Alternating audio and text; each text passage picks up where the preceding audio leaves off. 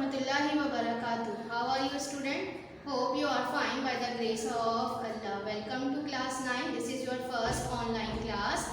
जो सब्जेक्ट हम यहाँ डिस्कस करने जा रहे हैं वो है आपका केमिस्ट्री. ठीक है, केमिस्ट्री में हम chapter number 1 introduction to chemistry और ये हमारा लेक्चर नंबर 1 है. सबसे पहले हम डिस्कस कर लेते हैं व्हाट इज केमिस्ट्री. केमिस्ट्री क्या है? अपनी प्रीवियस क्लासेस में आप डिस्कस कर पढ़कर आए हैं. केमिस्ट्री क्या है? Chemistry is the branch of science. Science की ब्रांच है. ठीक है, क्या डिस्कस करते हैं हम केमिस्ट्री में? क्या जो है स्टडी करते हैं? That is with the properties, composition and structure of matter. Matter की प्रॉपर्टीज को हम यहाँ डिस्कस करते हैं, स्टडी करते हैं. मैटर का कॉम्पोजिशन के मैटर कैसे बना है और स्ट्रक्चर क्या है किसी भी मैटर का, उसके बारे में हम जिस ब्रांच में डिस्कस करते हैं वो आपकी क्या कहलाती है? केमिस्ट्री. अच्छा जी, chemistry also deals with the changes involve in the matter. अब जो है मैटर के अंदर जो है वो क्या होता है? चेंजेस आती हैं. जब केमिकल रिएक्शन हो रहे होते हैं तो क्या होता है? उसके अंदर चेंजेस आती हैं जिसको हम कहाँ डिस्कस करते हैं, कहाँ स्टडी करते हैं? केमिस्ट्री में. It also deals with the principle governing the changes which matter में अंडरगो. अब हमने कहा ये जो चेंजेस मैटर के अंदर आ रही होती हैं इसके कुछ प्रिंसिपल्स होते हैं, कुछ असूल होते हैं जिसके जरिए जो है वो कोई भी मैटर जो है वो उसके अंदर वो चेंजेस आ रही होती हैं, उसको भी हम कहाँ स्टडी करते हैं? केमिस्ट्री में. ठीक है, तो सबसे पहले हम कुछ जो है हमारे पास जो टर्म्स हैं हम उसको डिस्कस कर लेते हैं. कुछ बेसिक कॉन्सेप्ट्स हैं केमिस्ट्री के जो आप पहले भी प्रीवियस क्लासेस में पढ़कर आए हैं. हम इसे एक बार दोबारा जो है वो देख लेते हैं वो क्या है. सबसे पहले हम डिस्कस कर रहे हैं मैटर को. ठीक है, हमने कहा कि हमने जो डेफिनेशन देखी है उसमें हमने जो वर्ड यूज किया है वो मैटर है. मैटर क्या है पता है ना आप सबको? क्या होता है मैटर? क्या है matter? Anything that has weight and occupy space. हर वो चीज जो जगह घेरती है और वो वजन रखती है वो क्या कहलाती है? आपका मैटर कहलाती है. ठीक है, तो कौन सी चीज आपको अपने इर्द गिर्द जितनी भी चीजें नजर आ रही है, क्या नजर आ रहा है? आपकी बुक है, आपकी पेंसिल है, आपका ये बोर्ड है, ये आपके पास जितनी भी चीजें हैं ये हर चीज जो जगह घेर रही है, वजन रख रही है, उसे हमने क्या कहा? मैटर. ठीक है, अब जब हम बात कर रहे हैं मैटर की तो मैटर जो है वो क्या है? एटम से मिलकर बना है. क्या होते हैं atom? Smallest indivisible particle of matter.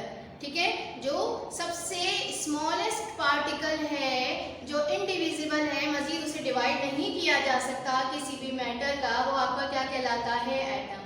इसके लिए हम एग्जाम्पल लेते हैं. कार्बन है, हाइड्रोजन है, नाइट्रोजन है, ऑक्सीजन है, सो ऑन. बहुत सारे एग्जाम्पल्स हैं. ठीक है, नेक्स्ट हमारे पास जो है टॉपिक क्या आता है? एलिमेंट. ठीक है, एलिमेंट किसे कहते हैं? कोई भी ऐसा सब्सटेंस जिसके अंदर जितने भी एटम मौजूद हो वो एक ही काइंड के हो, एक ही जैसे हो, वो आपका क्या कहलाता है? Substance, element. जैसे कि मैंने एग्जांपल आपको नजर आ रही है आयरन या कॉपर. मेरे आयरन है, कॉपर है, आपके पास गोल्ड है, सिल्वर है, कार्बन है. अगर आपके पास मैं आपको एक आयरन का पीस दिखाऊं, उस आयरन के पीस के अंदर कितने इतना सा पीस होगा लेकिन उसके अंदर भी बहुत सारे एटम्स होंगे. वो जितने भी एटम होंगे वो बिल्कुल क्या होते हैं? सेम होते हैं.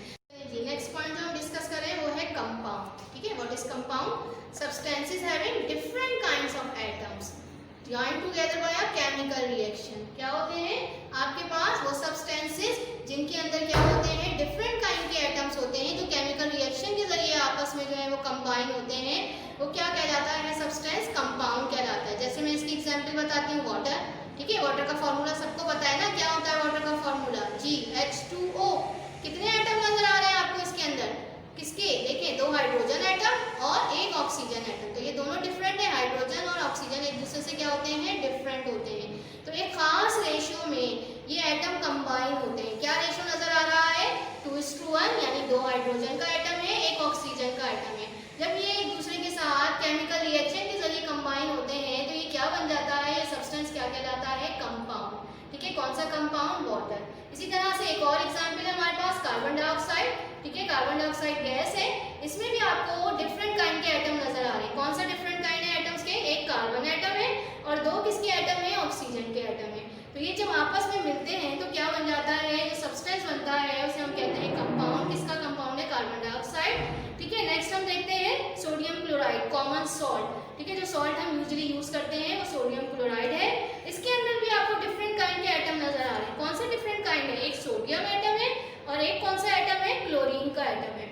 ये दोनों जब कंबाइन होते हैं तो क्या बनता है, आपका जो सब्सटेंस बनता है वो क्या है, कंपाउंड। और वो कंपाउंड कौन सा है, सोडियम क्लोराइड। ठीक है, और भी बहुत सारी एग्जांपल्स हैं जो हम बाद में डिस्कस करेंगे।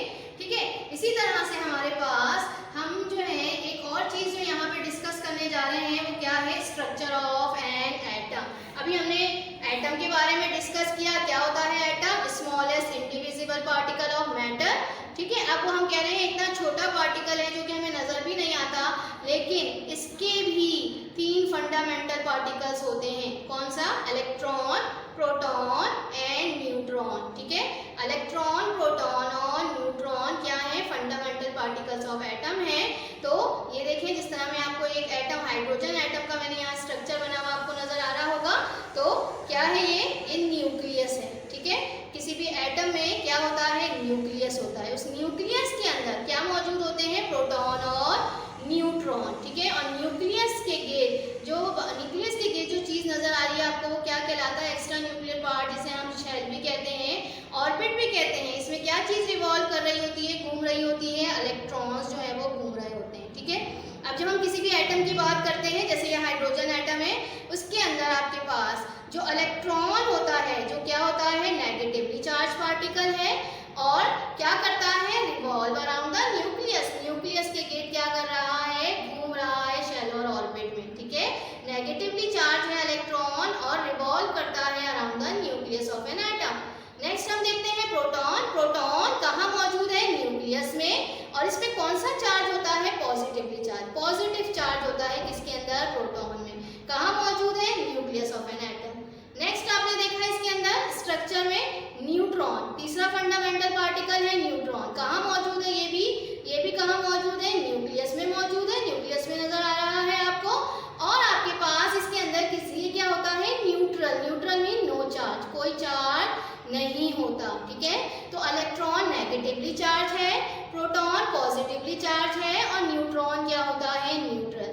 एक चीज जो और आप अपनी प्रीवियस क्लासेस में पढ़कर आए होंगे कि जब हम किसी एटम की बात करते हैं, जैसे यहाँ हाइड्रोजन एटम है, इसके अंदर जितने नंबर ऑफ प्रोटॉन होते हैं, हमेशा नंबर ऑफ इलेक्ट्रॉन भी उतने ही होते हैं। जैसे एक प्रोटॉन है तो एक ही इलेक्ट्रॉन होगा, न्यूट्रॉन्स की तादाद में फर्क हो सकता है। जैसे ये नजर आ रहा है, एक न्यूट्रॉन नहीं है। ज्यादातर एटम, हाइड्रोजन एटम में न्यूट्रॉन 0 होता है। तो जब एक प्रोटॉन है, यानी प्रोटॉन पे पॉजिटिव चार्ज है, इलेक्ट्रॉन पे नेगेटिव चार्ज है, तो +1 -1 क्या हो गया, कैंसिल होगा, और उसकी वजह से एक एटम जो होता है वो न्यूट्रल एटम, उसमें किसी किस्म का कोई चार्ज नहीं होता, वो क्या होता है, न्यूट्रल होता है। ठीक है, तो उम्मीद करती हूँ कि अब आपको ये हाइड्रोजन एटम समझ में आ गया होगा। ठीक है, अब हम नेक्स्ट पे जाते हैं। एक और एटम जिसकी हम एग्जाम्पल डिस्कस करेंगे वो है सोडियम एटम। जी चलिए, अब हम एक और एटम डिस्कस कर लेते हैं उसके स्ट्रक्चर के बारे में। नंबर 2 एटम है हमारा सोडियम एटम। ठीक है, सोडियम एटम। सोडियम एटम के अंदर आपको क्या नजर आ रहा है, प्रोटॉन। नंबर ऑफ प्रोटॉन कितने हैं इसके अंदर, 11। इसके अंदर न्यूट्रॉन कितने होते हैं, 12। और इलेक्ट्रॉन भी अभी मैंने आपको बताया कि किसी भी न्यूट्रल एटम में जितने प्रोटॉन होते हैं उतने ही उसके अंदर क्या होते हैं, इलेक्ट्रॉन्स। तो अगर इसमें प्रोटॉन 11 है तो इलेक्ट्रॉन भी इसके अंदर कितने होंगे, 11। ठीक है, नजर आ रहा है ना, ये है पहला शेल। ठीक है, न्यूक्लियस के बाद जो शेल होता है उसे हम कहते हैं के शेल। ठीक है, पहला शेल के शेल, और जो इसके अंदर इलेक्ट्रॉन होते हैं वो कितने होते हैं, मैक्सिमम 2 से ज्यादा इलेक्ट्रॉन नहीं होते। ठीक है, पहले शेल में यानी के शेल में। तो बाकी जो इलेक्ट्रॉन है वो कहाँ जाते हैं, नेक्स्ट शेल में, जिसे हम क्या कहते हैं, एल शेल। ठीक है, ये सेकंड शेल है जिसे हम क्या कहते हैं, एल शेल।